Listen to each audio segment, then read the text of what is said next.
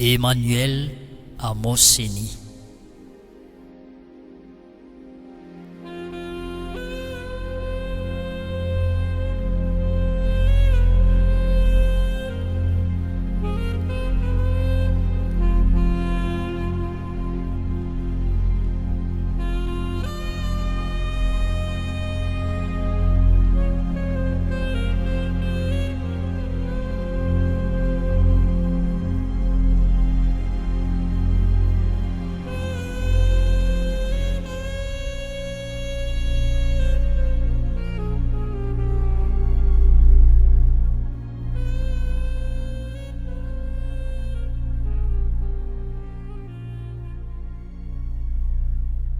Faly miarabantsika tsirairay avy amin'ny anaran'i Jesosy indray ny tenako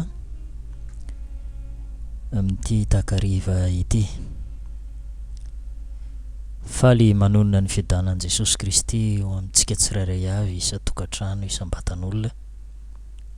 Atolotra amintsika eto indray ny tantaran'ny Emmanuel Amoseni.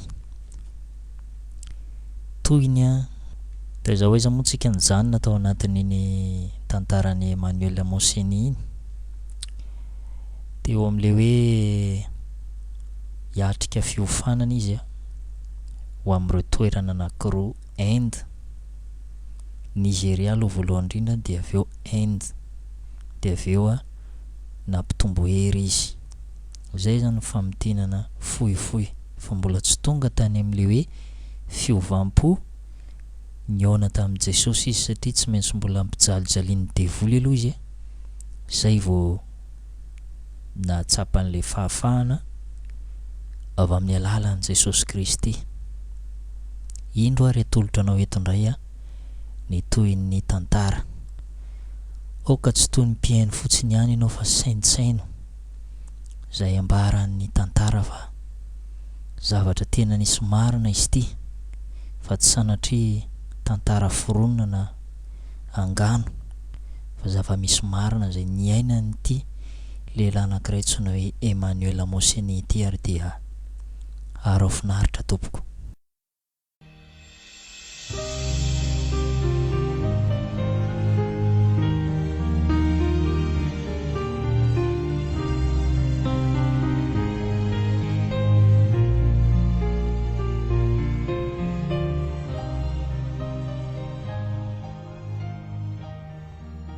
Vita ny fanekena voalohany,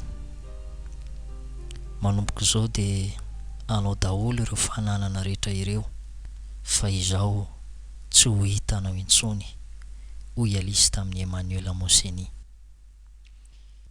Tsy tena fanambadiana mantsy no nanambadiany Alisy ny Emmanuel Amoseni fa mba hitaomany azy ho an'ny devoly fotsiny hilalao ody ratsy. Dia lasa i Alisy avy eo tsy hitany Emmanuel Amoseni intsony. Izy rery no tavela tao an-trano dia lasa nanao fiofanana tany Inde izy, ary zavatra tena vetaveta sy mahatsiravina mihitsy no hitany tany nandrihitra ny fiofanana tao ambanin'ny tany ohatran'ny tao Nigeria ihany. Tanora be dia be mihitsy no hitany tao, tsy misy hafa noho ny tany Nigeria. Ny hinana nofon'olona, ny sotro ran'olona, taolan'olona tsy misy lohany, tanana fotsiny no nandroso sakafo hohanina, dia izao no afatra nomen'ireo tanora ireo an'i Emmanuel Amoseni. Tsy mahazo miembotra intsony ianao fa mandroso hatrany, fa raha vao miembotra ianao dia ho maty. Dia tsy afaka niembotra intsony izy, na dia tsy tiany aza izao lalana hitondran'ny devoly azy izao, fa tsy maintsy mandroso ihany. Nandrihitry ny fiofanana dia matory ao am-pasana, ary injany feon'olona maro be miaoao mahita ny taolan'olona mandehandeha. Indraindray aza atao tanan'olona fotsiny mandehandeha, ny sasany vatana fotsiny, ny sasany lohan'olona fotsiny, karandohan'olona mandehandeha. nanafosafo azy isan-kalina ka lasa natahotra mafy izy. Tsy afananoatra nefa fa dia niaritra fotsiny ny zavatra nataony devoly taminy na dia natahotra mafy aza izy. Mbola misy toerana hafa koa nanaovany fiofanana, toerana misy ala be, misy biby manaikitra toy ny maingoka. Mijalijaly tokoa izy nefa tsy nahazo niemotra araka ny baiko satria raha vao miemotra dia vitany aminy. Tanteraka soamantsara ary ny fiofanana tany Inde ka dia niverina tany Nigéria indray izy. Tsapany tao amin'izay nisy hery hafahafa tao amin'ny tenany, toa nisy fanahy hafahafa tao amin'ny tenany. Mba hialany amin'ny fijaliana dia naniry mba hitombony hery bebe kokoa tao aminy izy. Dia niantso ny rivotra izy ka nisy rivotra mifofofofo toy ny tadio mitambolombolona be nitondra azy niakatra ka dia nipetraka teny amin'ny habakabaka niaraka tamin'ny devoly izy. Fotoana naharitra no nitoerany tany dia vao niverina tety ambonin'ny tany indray izy. Vao tafaverina tety ambonin'ny tany nefa izy dia tsapany fa miamitombo hatrany ny hery nananany. Mbola te hampitombo izany ihany nefa izy ka nantsony indray ilay rivotra dia nofaohan'ilay tadio indray izy ka niakatra indray teny amin'ny habakabaka. Noho ny tafaverina avy tany nefa izy dia tsapany fa tsy dia tena mbola nahafa-po azy loatra ny hery tao anatiny ka dia nidina tany ambanin'ny tany indray izy. Nisokatra ho azy ny tany teo ambaniny dia nidina tany ambanin'ny tany izy ary tao no nahitan'olona niasa mafy nitady vola nefa mifatotra ny tanany.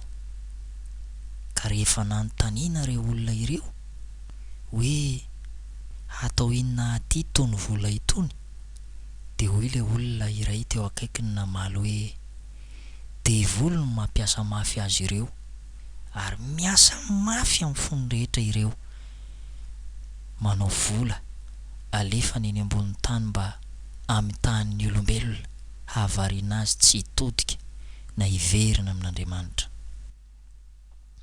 Saintsaino ary izay voasoratra ao amin'ny Timoty 1:9-10 manao hoe ary izay teo mpanankarena dia latsaka amin'ny fakapanahy sy ny fandrika ary ny filana maro tsy misy antony sady mandratra, izay mandetika ny olona ao amin'ny fandringanana sy ny fahaverezana, fa ny fitiavam-bola ny fototry ny ratsy rehetra.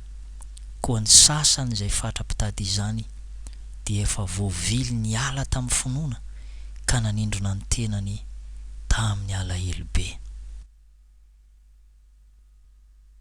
Nahatsapa ho be hery amin'izay i Emmanuel Moseny ka afaka nanova ny zavatra teny zavatra rehetra ary afaka miovaova ho zavatra rehetra koa izy.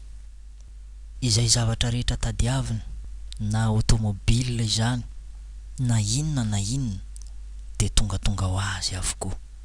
Te hiova ho moka izy dia miova ho moka, te hiova ho voalavo izy dia miova ho voalavo, te hiova ho vitsika izy dia tonga vitsika, miova ho lalitra izy indraindray.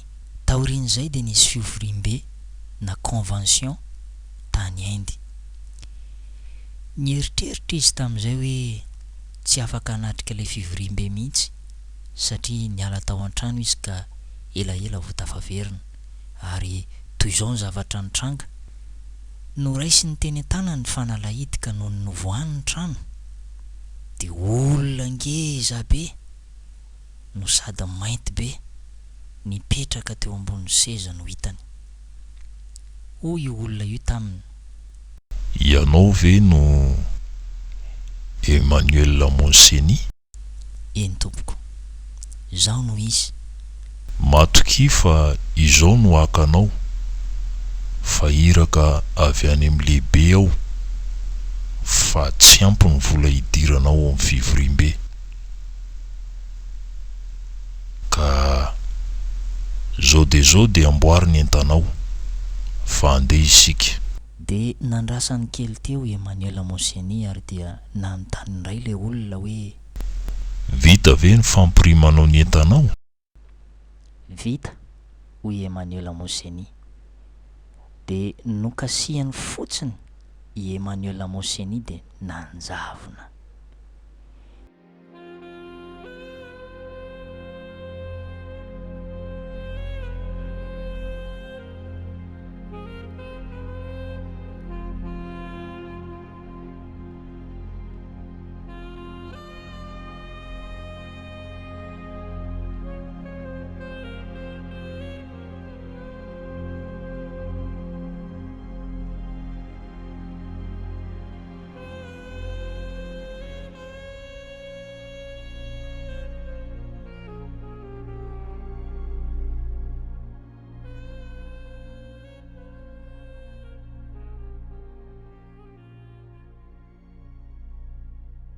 De tsy hita ny araka tamin'izay le olona, namakivaky ny abakabaka i Emmanuel Moseny ary tany endo vao tafajanona, ary afaka nanatrika tsara le fivoriam-be. De mbola naniry tombo herin-dray Emmanuel Moseny, ka lasa nankany amin'ny toeran-kafa indray rehefa nirava ny fivoriana. Teo amin'ny tontolo hafa iray de nisy fiandrasana fiara mpitatitr'olona, de nahatazana avy lavitra izy indro misy tovovavy tena tsara tarehy nitsikitsiky taminy. Isaky nandalo teo izy de nahita itovovavy io, de niantso azy io ka nanao hoe Emmanuel Moseny. Gaga izy noho ny fahafantarany ny anarany, niresaka izy ary tena nitsikitsiky taminy ka nilaza fa vonona no any aminy.